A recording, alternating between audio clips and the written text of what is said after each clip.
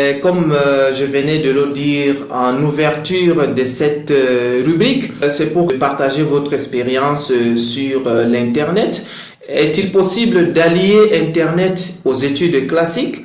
C'est de cela qu'il s'agira pour dire que vous avez des apprenants ici, des stagiaires, un certain nombre de jeunes qui sont bien évidemment constitués d'élèves et d'étudiants. Oui.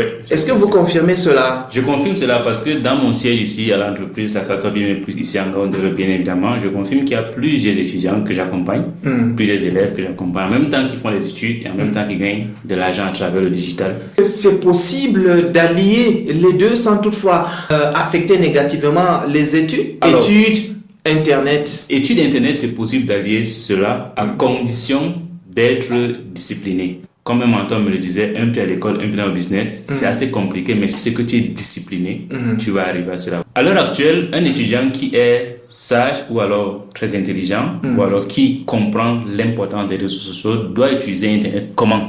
Alors, lorsqu'il finit de faire ses études ou alors ses cours classiques que l'enseignant lui donnait en classe, il peut venir compléter sur une plateforme bien précise, par exemple YouTube, pour pouvoir compléter ses cours. Comment? Prenons quelqu'un qui fait la terminale C et qui est en train de préparer son bac C. Vous prenez l'exemple sur vous, c'est ce que vous avez fait. Oui, justement. Pourquoi est-ce que je le fais? Parce que c'est ce que moi j'ai fait. Et je ne vais pas dire les choses que j'ai vues sur Internet tout simplement. C'est ce que moi j'ai pratiqué. J'allais sur YouTube pour compléter des informations qui manquaient lorsque l'enseignant nous donnait des exercices. Prenons un exemple simple. L'arithmétique qui est souvent le chapitre 1, qui est en mathématiques, lorsqu'on me demandait de démontrer souvent certains théorèmes, par exemple le théorème de Fermat, moi je venais sur YouTube voir ce que les Français, puisque la science elle est universelle, le Français démontre ça sur YouTube grâce à une vidéo. J'utilise donc la vidéo pour comprendre ce qu'il a fait et pour venir montrer à l'ancien comment est-ce qu'on peut également le faire. L'ancien également qui vient maintenant corriger ou alors superviser ce que nous faisons.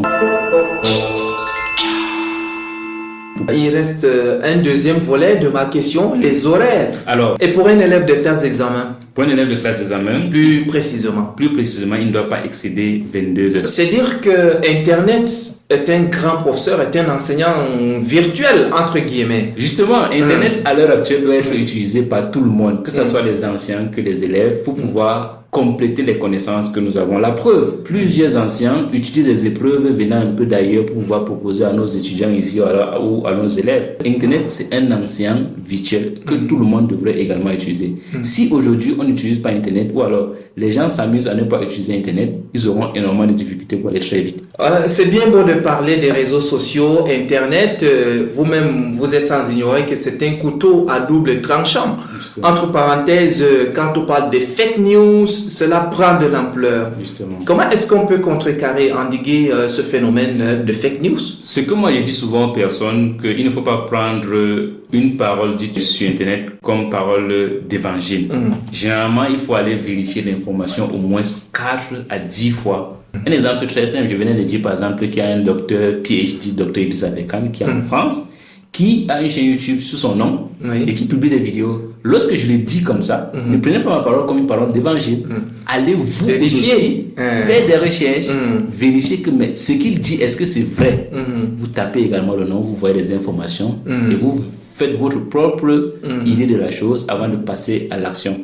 Parce que il y a plus de fake news qui existent, surtout à l'aide de l'intelligence artificielle, parce qu'il faut savoir également qu'il y a plusieurs intelligences artificielles qui peuvent récupérer votre voix, la cloner et faire des dégâts avec.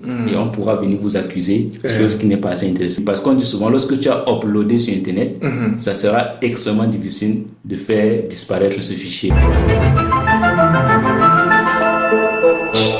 Nous sommes au 21e siècle, comme pour paraphraser l'expression consacrée, l'analphabète du 21e siècle, c'est celui-là qui ne saura pas utiliser l'outil informatique. Moi, je dirais, c'est celui-là qui ne saura pas utiliser Internet. Est-il possible pour un jeune de nos jours, que ce soit élève ou non, de vivre sa vie simplement sans toutefois... le matériel de base, c'est un téléphone Android.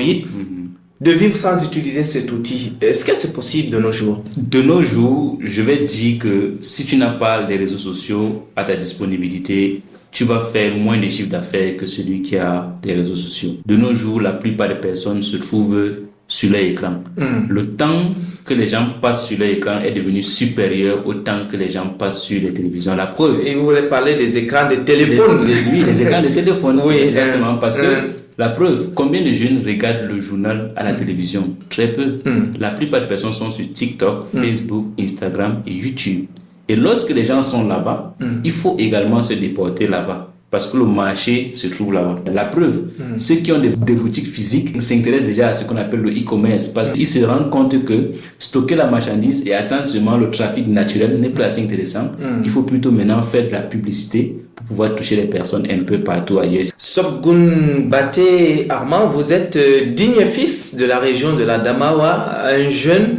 On peut avoir une idée estimative sur le nombre de vos abonnés sur les réseaux sociaux sur lesquels vous interagissez. Exactement. Alors moi, je suis dans une niche business. Je vais d'abord appeler ça niche business, niche entrepreneuriat, bien évidemment, et niche création de contenu.